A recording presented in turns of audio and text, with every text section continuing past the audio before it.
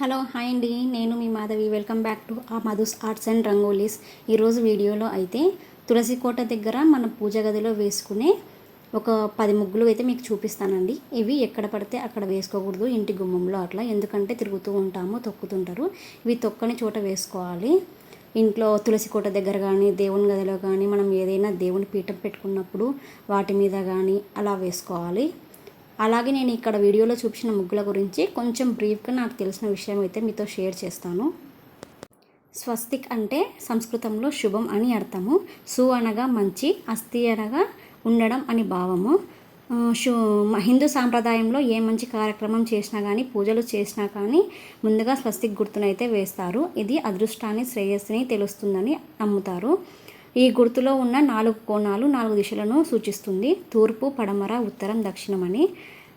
ఇది బ్రహ్మదేవుని సృష్టికి, సమస్త సృష్టికి మరియు సర్వమంగళానికి ప్రతీకగా భావిస్తారు. రెండవది ఓంకారం అండి. హిందూ ధర్మంలో ఓం అనేది అత్యంత పవిత్రమైన ప్రాథమిక ఆధ్యాత్మిక శబ్దం. ఇది సృష్టి మొత్తానికి మూలమైన దైవిక నాదంగా భావిస్తారు. ఓంకారంలో ఆ, ఉ, మా అనే 3 అక్షరాలు ఉంటాయి. ఆకారం సృష్టికి కర్త అయిన బ్రహ్మను, అలాగే మెలకువ దశను సూచిస్తుంది. ఊకారం స్థితికారకుడైన విష్ణువును, అలాగే కళల దశను సూచిస్తుంది. మాకారం లయకారకుడైన శివుడు మరియు గాఢ నిద్ర దశను సూచిస్తుంది. ఏ మంత్రం చదివినా ముందుగా ఓంతోనే ప్రారంభిస్తారు. మూడవది తామర పువ్వు అండి. హిందూ సాంప్రదాయంలో తామర పువ్వు పవిత్రతకు, ఐశ్వర్యానికి, జ్ఞానానికి ప్రతీక. లక్ష్మీదేవి, సరస్వతీదేవి తామర పువ్వు పైనే కొలువై ఉంటారు. నాలుగవది లక్ష్మీ పాదాలు. లక్ష్మీ పాదాలు అనగా ధనలక్ష్మి అనబడే సంపదలకు ఆది దేవత అయిన లక్ష్మీదేవి పాదముద్రలు అని అర్థము. ఈ పాదాలు లక్ష్మీదేవి అమ్మవారు మన ఇంటికి వస్తుందని సూచిస్తాయి. ఈ లక్ష్మీ పాదాలు మన ఇంట్లో కానీ, దేవుని గదిలో వేయడం వలన అదృష్టం, సిరి సంపదలు మనకు కలుగుతాయని చెప్పి నమ్ముతారండి. ఐదవది అష్టదళ పద్మం ముగ్గండి. అష్టదళం అంటే 8 రెక్కలు, పద్మం అనగా తామర పువ్వు. ఈ ముగ్గు లక్ష్మీదేవికి ఎంతో ఇష్టమైనది. ఈ ముగ్గుని తులసి కోట ముందు, పూజా మందిరంలో లేదా పండుగ రోజుల్లో ఇంటి ముందు వేసి దీపారాధన చేస్తారు. 8 దిక్కులకు సంకేతంగా ఈ అష్టదళ పద్మాన్ని చెబుతారు. ఈ ముగ్గు వేసి పూజించడం వల్ల ఇంట్లో అష్టైశ్వర్యాలు కలుగుతాయని, లక్ష్మీదేవి ప్రసన్నమవుతుందని ప్రతీతి. ఇది సానుకూల శక్తిని ఆకర్షించి ప్రతికూల శక్తులను ఇంటిని దరి చేరనీయకుండా చేస్తుందని వాస్తుయంత్ర శాస్త్రాలు అయితే చెబుతున్నాయి. ఆరవది సూర్య భగవానుడు అండి. సూర్య భగవానుడు అంటే ఆరోగ్య ప్రదాత. మనము రోజు సూర్యునికి నమస్కరించడం వలన మనకు ఆయన ఆరోగ్యం ఇస్తాడండి.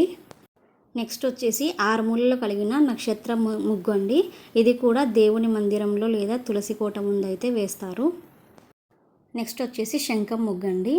హిందూ ధర్మంలో శ్రీ మహావిష్ణువుకు అత్యంత పవిత్రమైన గుర్తులండి. శంఖం నుండి వచ్చే ధ్వని విశ్వానికి మూలమైన ఓం అనే శబ్దాన్ని సూచిస్తుంది. ఇది నీటిలో పుడుతుంది కాబట్టి సృష్టికి మూలమైన జలాన్ని మరియు విశ్వ ఆవిర్భాన్ని తెలియజేస్తుంది. శంఖధ్వని ఇంట్లోని వ్యతిరేక శక్తులను తొలగించి సానుకూల శక్తిని, శాంతిని కలిగిస్తుందండి. నెక్స్ట్ వచ్చేసి సుదర్శన చక్రం అండి. సుదర్శన చక్రం అనేది సమస్త మార్పులకు, పరివర్తనకు మరియు కాలానికి ప్రతీక. ఇది విశ్వాన్ని నడిపించే దైవిక శక్తిని మరియు జ్ఞానాన్ని సూచిస్తుంది. చెడును అణిచివేసి ధర్మాన్ని రక్షించడానికి విష్ణువు ఈ సుదర్శన చక్రాన్ని ఉపయోగిస్తాడు. ఇవి మన ఇళ్లల్లో ఉంటే ఐశ్వర్యం, నెమ్మది మరియు దైవిక రక్షణ లభిస్తాయని నమ్ముతారు. నెక్స్ట్ వచ్చేసి గోవిందనామం అండి. ఇది మనకి అందరికీ తెలిసినదే శ్రీ వెంకటేశ్వర నామం అండి. నాకు తెలిసిన ఈ విషయాలైతే మీతో అయితే షేర్ చేసుకుంటున్నానండి. ఈ ముగ్గు గురించి ఇంకా ఏమైనా తెలిసి ఉంటే కామెంట్లో అయితే కామెంట్ చేయండి. ఈ వీడియో మీకు చాలా యూస్ఫుల్ అవుతుందని అనుకుంటున్నాను.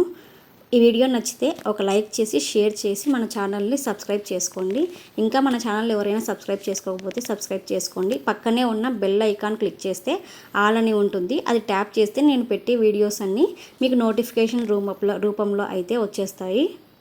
మీ ఇంట్లో మీరు తులసి కోట ముందు దేవుని గదిలో ఏ ముగ్గులు వేస్తారో అయితే కామెంట్ చేసేయండి. వీడియో లాస్ట్ వరకు చూసినందుకైతే చాలా థ్యాంక్స్ అండి. నెక్స్ట్ వీడియోతో అయితే మళ్ళీ మీ ముందుకు వచ్చేస్తాను. థ్యాంక్స్ ఫర్ వాచింగ్ అండి.